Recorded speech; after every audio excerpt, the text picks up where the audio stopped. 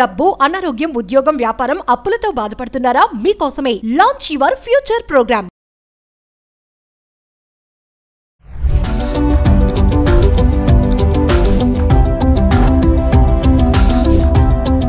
Hi, hello, నమస్తే. Welcome back to Suman TV. ప్రస్తుతం మనతో పాటు ఉన్నారు doctor Girija garu, anaesthesiologist, fitness and health coach. మేడంతో మాట్లాడదాం. నమస్తే మ్యామ్. నమస్తే నవీన.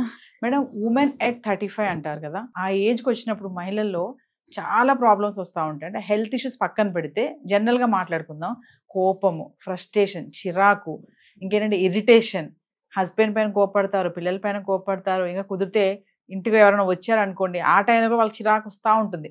అంటే ఆ ఏజ్ ప్రభావం అనుకోవాలా, ఆ టైంలో వాళ్ళకి మెంటలీ స్ట్రాంగ్గా ఉండాలి అని అంటే మీ దగ్గర నుంచి కొంచెం టిప్స్ ఏమైనా ఉన్నాయా? అయితే ఉమెన్ ఎప్పుడైతే ఈ 30-35 అరౌండ్ స్టార్ట్ అయిన తర్వాత ఏమవుతుందంటే హార్మోన్స్ ప్రాబ్లమ్స్ మొదలవుతాయి. ఇంతకుముందు మన పెద్దవాళ్ళు ఉన్నప్పుడు 40-45, ఆ ఏజ్ 50 ఉండేది. సో ఇప్పుడు ఏమవుతుందంటే మన కెమికల్స్ వల్ల, జెనెటికలీ మోడిఫైడ్ వల్ల ఇది 30-35కే స్టార్ట్ అవుతుంది. హార్మోన్స్ అన్నీ అటు ఇటుగా తగ్గేటప్పుడు ఏమవుతున్నాయంటే మూడ్ స్వింగ్స్ అవ్వడము, అంటే అనుకుంటూ ఉన్నారు ఇలాగే తను అని ఇంట్లో ఫ్యామిలీ సపోర్ట్ కూడా రాదు. చిరాకు పడడము, చిన్న చిన్న దానికి ఏడవడము, అండ్ ఏమీ లేని దాన్ని తీసుకొని రద్దాంతం చేయడము, బాగా పెద్దగా సాగదీయడము, తనదే సాధించాలనడము, లేక కొన్ని చోట్ల డిసిషన్ తీసుకోలేకపోవడము, నిద్ర సరిగా పట్టకపోవడము, చెమటలు రావడము, కాన్ఫిడెన్స్ లెవెల్స్ తగ్గిపోవడము, ఇలా ఎన్నెన్నో ప్రాబ్లమ్స్ ఉమెన్ సఫర్ అవుతూ ఉంటారు. ఆఫీస్లో కాన్ఫిడెన్స్ లెవెల్స్ తగ్గిపోతూ ఉన్నాయి. అక్కడ ఈ టైంలో ఏంటి అంటే తను తెలుసుకోవాల్సింది ఏంటంటే అది హార్మోన్స్ వల్ల అలా అవుతూ ఉందని. నేను ఇంతకుముందు ఇలా లేను, ఇప్పుడు ఎందుకు ఇలా అవుతుంది? కేవలం పీరియడ్స్ కంటే ముందు వచ్చేటప్పుడు జస్ట్ కడుపు నొప్పి రావడము, కాస్తంత మూడ్ స్వింగ్స్ రావడము, లేక డిప్రెషన్ ఉండడము, అలా ఉండేది. కానీ ఇప్పుడు రోజంతా నెలసరి ఇదే ఉందన్నమాట. ఇంట్లో వాళ్ళు అబ్బా మీ అమ్మ ఇంతే అని పిల్లలకి చెప్పి విసుక్కుంటావు, చిరాగ్గా ఉంటావు, ఎందుకు అలా అవుతున్నావు, ఎందుకు ఇలా తయారయ్యావు అని చెప్పి హస్బెండ్ కూడా తన పైన మాటలు అంటానే ఉంటారు. తను కూడా అర్థం చేసుకోవాలి కదా మేడం, అంటే తన ఏజ్ ఇప్పుడు ఇలా ఉంది, సో మూడ్ స్వింగ్స్ ఉంటాయి, తన హార్మోన్స్ ప్రభావం అనేసి తను కూడా పట్టించుకోరు. అని కొంతమంది ఉన్నారు అలాంటి వాళ్ళు. ఇటు తను భర్త, ఓ పక్కన పిల్లలు కూడా మేడం, ఏంటి అసమాటు కోపడతావు, అరుస్తావు ఎందుకు, మెల్లగా మాట్లాడొచ్చు కదా, రిలాక్స్ గా ఉండొచ్చు కదా, ఎందుకు అంతా నువ్వే చేస్తున్నాను ఫీల్ అయిపోతావు అని పిల్లలు కూడా అంటున్నారు. కరెక్ట్. మరి ఇక్కడ ఏమవుతుందంటే తనకు తెలియదు ఏమవుతుంది అని తెలియదు తనకి.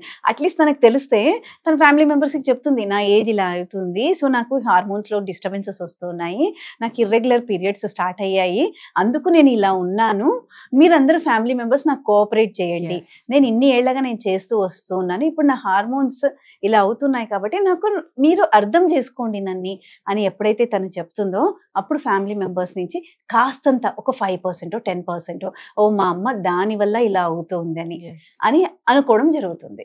అయితే ఈ టైంలో తను ఏం చేయాలి అంటే ఇన్ని రోజులు ఫ్యామిలీ కోసము, పిల్లల కోసము, భర్త కోసం, పని కోసం ఇలా అందరినీ ప్రయారిటీ చేసుకుంటూ వచ్చింది. ఇప్పుడు ఏం చేయాలంటే ఈ పీరియడ్లో ఎప్పుడైతే మూడ్ స్వింగ్స్ ఇర్రెగ్యులర్గా స్టార్ట్ అవుతున్నాయో, ఎప్పుడైతే యాంగ్జైటీ లెవెల్స్ స్టార్ట్ అవుతున్నాయో, గుండె దడదడ కొట్టుకోవడం మొదలవుతుందో, నిద్ర సరిగ్గా పట్టట్లేదు అనేది, ఇవన్నీ ఉన్నప్పుడు ఏంటంటే తన గురించి శ్రద్ధ తీసుకునే సమయం మొదలైంది అని అర్థం. అది అంటే మహిళలు పనిలో పడి, బాధ్యతల్లో పడి, పిల్లలు, భర్త, అత్త, మామ, ఆడపడుచు, ఇవన్నీ అంటే ఇన్ని సిగ్మెంట్స్ ఇప్పుడు ఈ మధ్యకాలం లేవు అనుకోండి, కానీ కొంతమంది ఉన్నారు మేడం ఇంకా అలా చూసుకునే వాళ్ళు. అంటే అందులో పడిపోయి మన పైన మనము ఇంట్రెస్ట్ పెట్టట్లేదని అనొచ్చు అంటారా? డెఫినెట్లీ మనం ప్రయారిటైజ్, మన గురించి మనం మర్చిపోయేసాము. ఇంట్లో అత్తగారు, ఇంట్లో భర్త, ఇంట్లో పిల్లలు ఆడికి అయిపోతున్నాయి. ఇప్పుడు పనికి కూడా వెళ్తున్నాం కదా మనము, మొదలైపోయింది. అందరూ వర్కింగ్ ఉమెన్సే, ఆల్మోస్ట్ 90% వర్కింగ్ ఉమెన్, 10% ఇంట్లో ఉంటున్నారు. ఇంట్లో ఉన్నా కూడా వాళ్ళు వేరే బాధ్యతలు తీసుకుంటూ ఉన్నారు.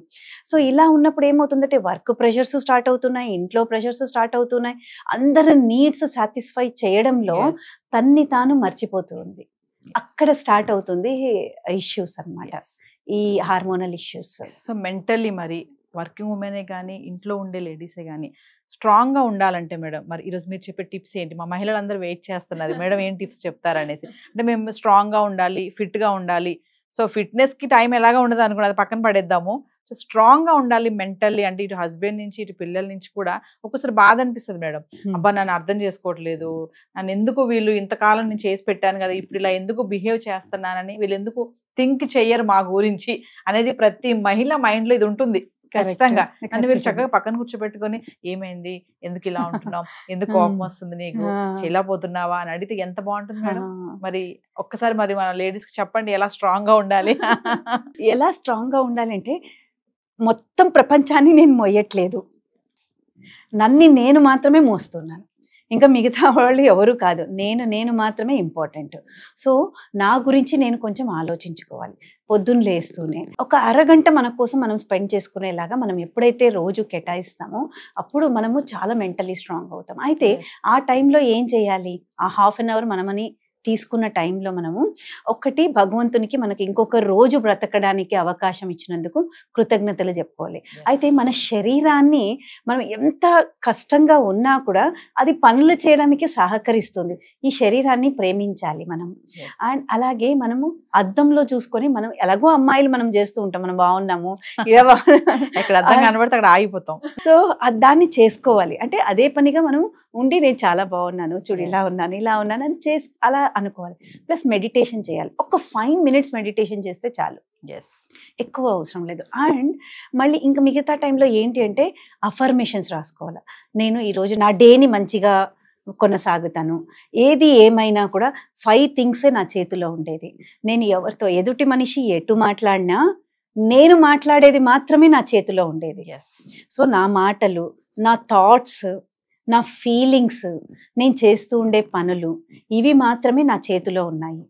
నేను చెప్తూ ఉండేది బాబు వింటున్నాడా లేదా అది కాదు, నేను చెప్తూ ఉన్నాను, అతను ఎంత పర్సీవ్ అవుతాడో అవుతాడు, లేకుంటే లేదు.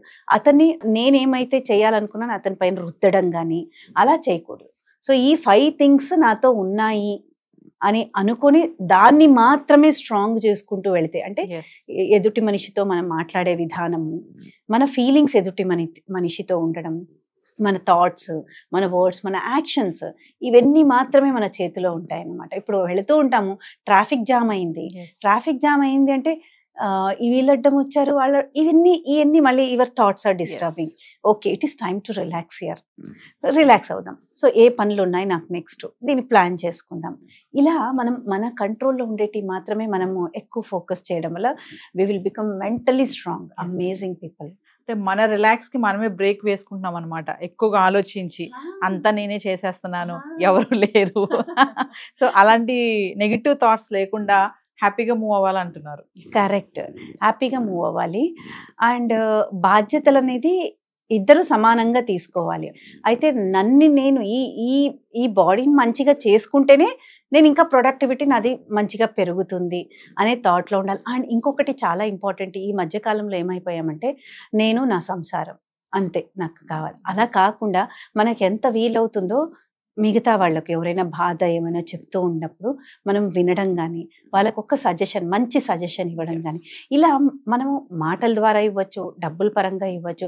ఇంకొకరిని మనం ఎప్పుడైతే ఆదుకోవాలి అని అనుకునే థాట్లో ఉంటామో మన మనసు కూడా చాలా ప్రశాంతంగా ఉంటుంది. థ్యాంక్ యూ గిరిజ గారు. మరి మా మహిళలు అనవసరంగా మేము బాధపడిపోయి అంతా మేమే భారం అంతా మేమే మోసేస్తున్నాం అని ఫీల్ అయిపోతారు కొంతమంది. సో అంత అలా వెళ్లకుండా కొంచెం రిలాక్సేషన్గా ఆలోచిస్తే హ్యాపీగా ఉండొచ్చు. Thank you madam. Thank you so much.